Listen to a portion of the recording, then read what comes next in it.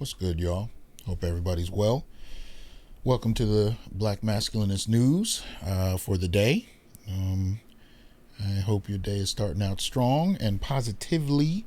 But as usual, I'm coming with the news that most, I think, has an impact on black men. Or should I say, at the very least, that on the worst day or the most intense day, it deals directly with black men.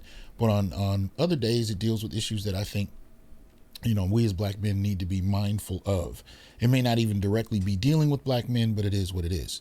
So that being said, let's get into today's subject, right? So let me make sure we're all good. There we go. All right. So this one comes from The Guardian, right? Plummeting sperm counts, shrinking penises. Toxic chemicals threaten humanity by Erin Brockovich. Yes, it is the Erin Brockovich that we saw in a movie years ago. It is the same one. She is still dealing with toxic chemicals and how they impact the community, the environment. But in this instance, she's talking about it in terms of how it impacts most particularly men.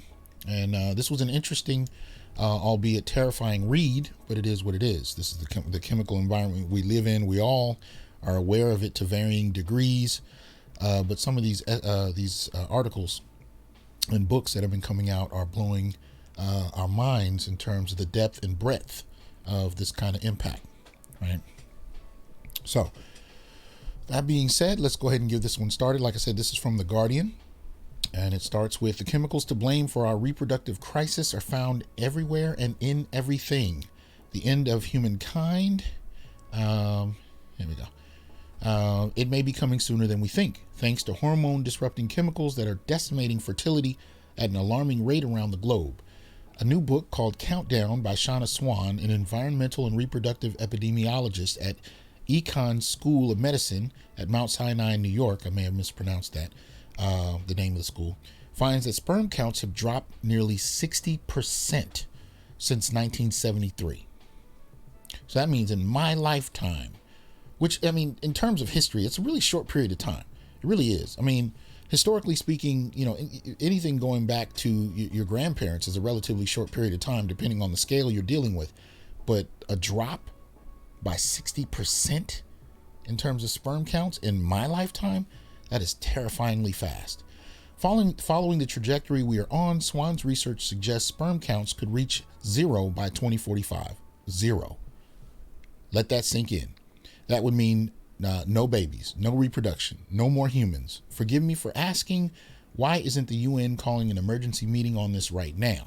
The chemicals to blame for this crisis are found in everything from plastic containers and food wrapping to waterproof clothes and fragrances and cleaning products, to soap and shampoos, to electronics and carpeting. Some of them, called PFAS, are known as forever chemicals, because they don't break down in the environment or the human body. They just accumulate and accumulate, doing more and more damage minute by minute, hour by hour, day by day.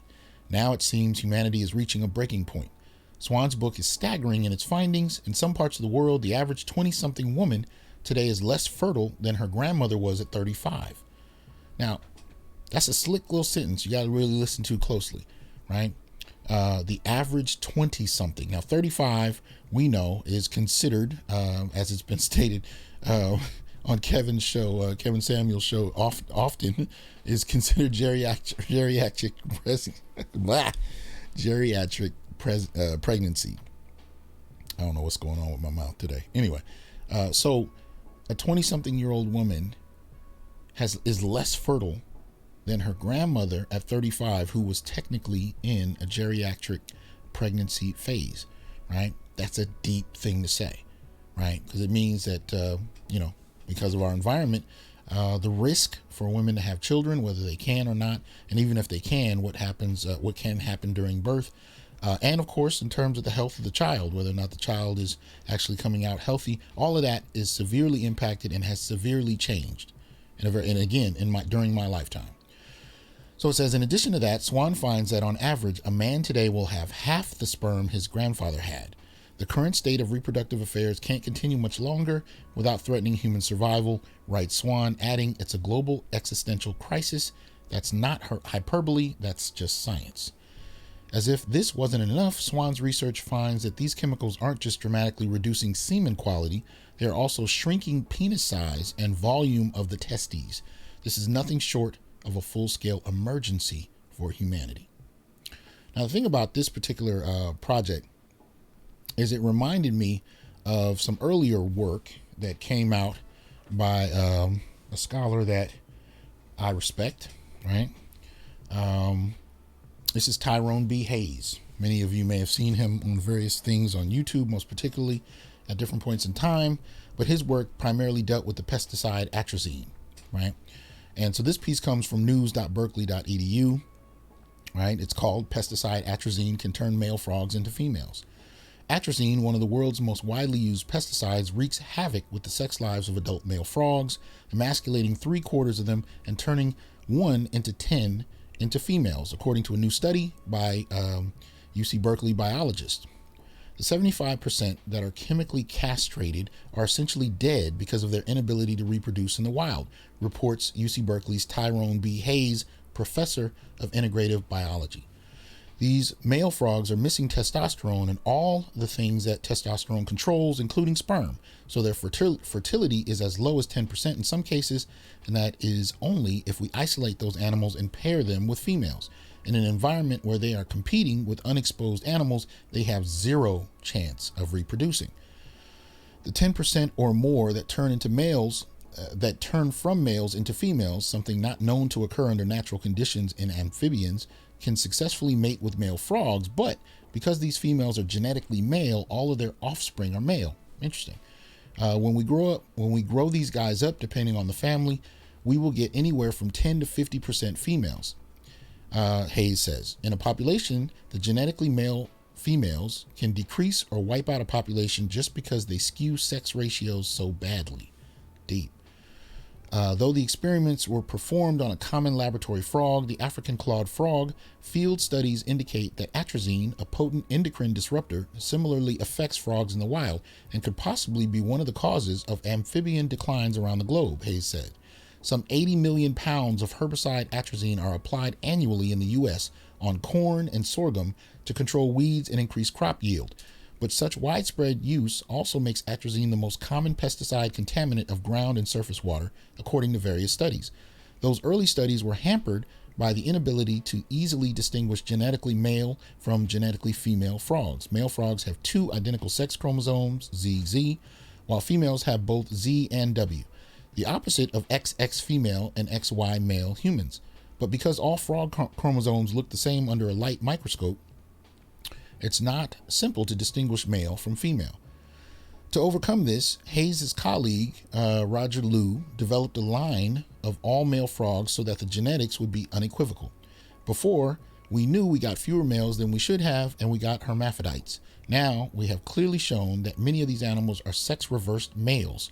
We have animals that are females in the sense that they behave like animals, they have estrogen, lay eggs, they mate with other males. Atrazine has caused a hormonal imbalance that has made them develop into the wrong sex in terms of their genetic constitution. Now, the implications here for human beings are, terrifying, evident, but they are in many ways the elephant in the room nobody wants to talk about, because we look at the shift in our culture regarding gender and sexuality to be merely cultural, but we don't want to talk about the degree to which our environment has begun to shape how we interpret and engage the very concept of sexuality, let alone express it, through our bodies. What is it? In terms of how we explain people's behavior and the shifts that are going on in society in regard to sex and gender, right? So in other words, we deal with it culturally, we argue about it culturally, but we don't want to talk about the physical implications, because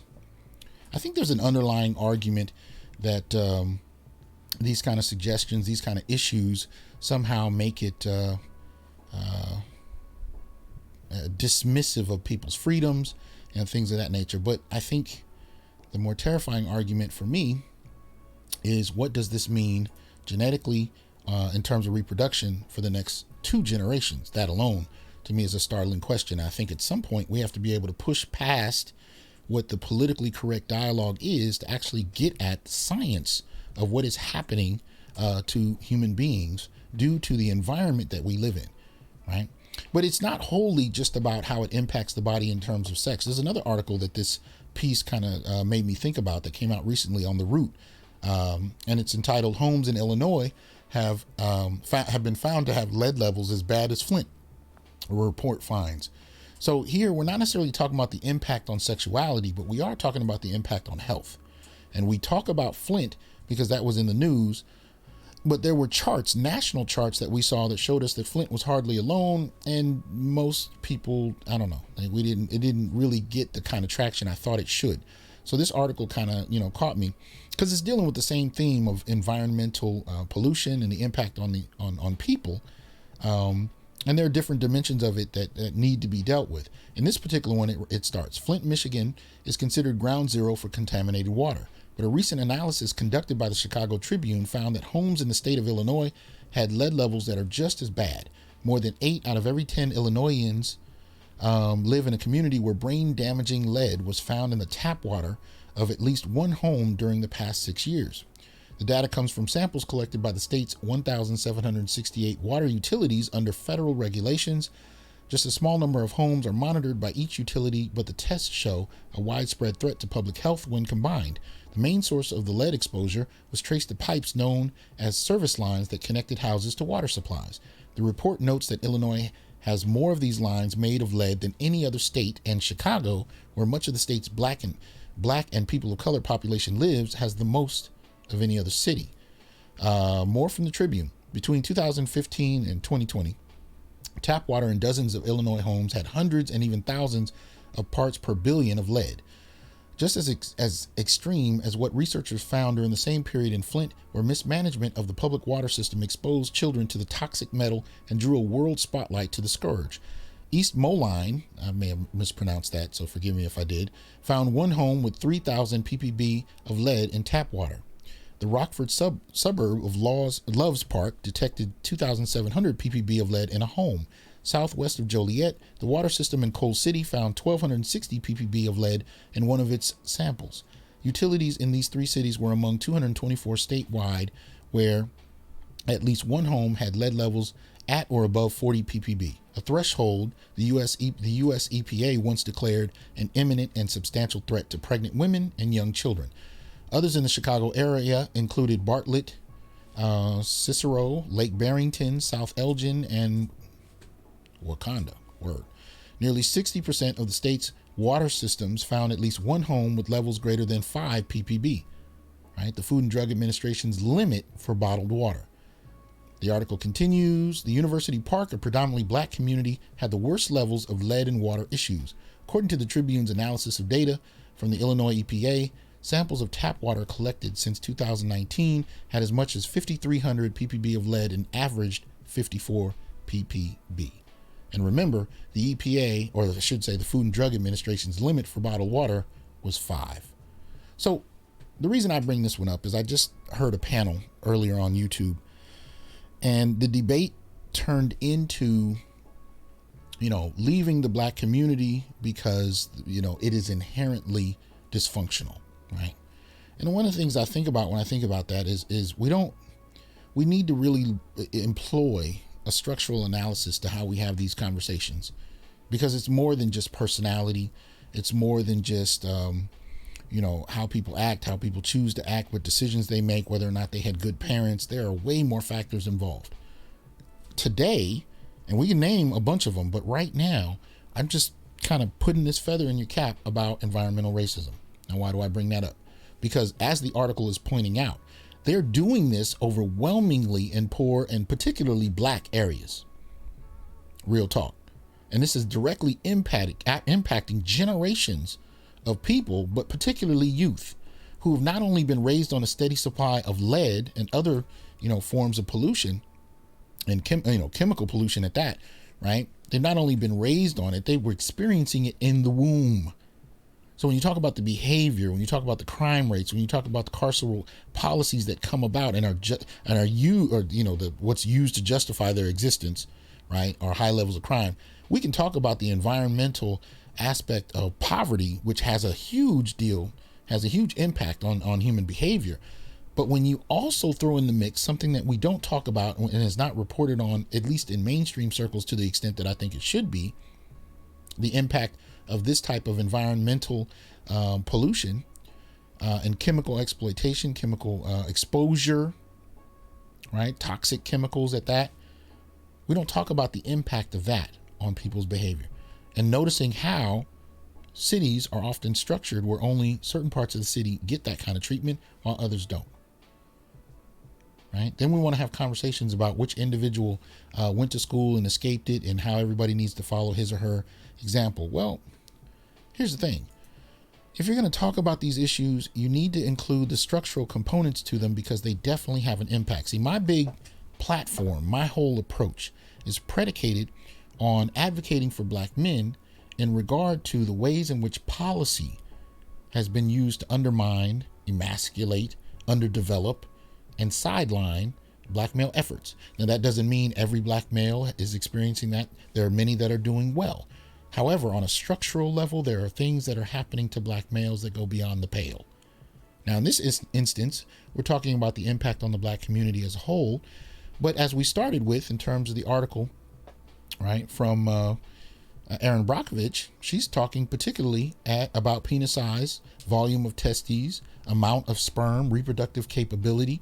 Now, when you factor that and relate it to the last article I read on Flint and in Chicago, where we're talking specifically about Black neighborhoods and the overwhelming amount of chemical pollution that's going on and directed at those communities over others, then we're talking about on a biological level, and we're talking about the way in which chemicals could be playing into genocide. And it is an active genocide in the sense that it is something that is being done, in terms of purposely, because at the end of the day, if other communities don't have this, if the very piping used to funnel in water in other communities don't experience this, then who designated it for poor and Black folk? And when did Black folk do that for themselves? I've never heard of a Black city or city that's predominantly Black decide on lead piping and implement it by policy and then install it into. No. After the Great Migration, many of us were relegated, especially when soldiers from World War II came back home and reclaimed their jobs. We were relegated into projects. Well, who built those projects? And what kinds of materials did they use? Did they use materials that were considered healthy, even safe, even at the time those buildings were constructed? Were those buildings torn down when it was designated that these the kinds of chemicals they used to build them were unsafe? Often not in poor Black areas, no. But we don't want to talk about the contribution that this environmental chemicalism makes or has on people. All right, we don't want to talk about that. We just want to blame Black folk in particular for their behavior or for some people's behavior and call it a day, which is an easy argument to make. It's simple, it's quick, it's neat. Parents' fault, poor behavior, poor decisions. Well, add in some other factors, because these issues are real and they impact us. And it is real hard to pull yourself up by your bootstrap on a steady diet of lead. But hey, that's just me. Y'all have a good one. Think about some of these things and feel free to. Now, I will say on the comments on this one, please be mindful. Be respectful. I know people have all kinds of conclusions about some of the things we're talking about, but at the end of the day, I would rather not have to remove your comment because of how it's presented. I would rather your argument be clear enough and respectful enough to remain up there so we can actually learn from it or engage it.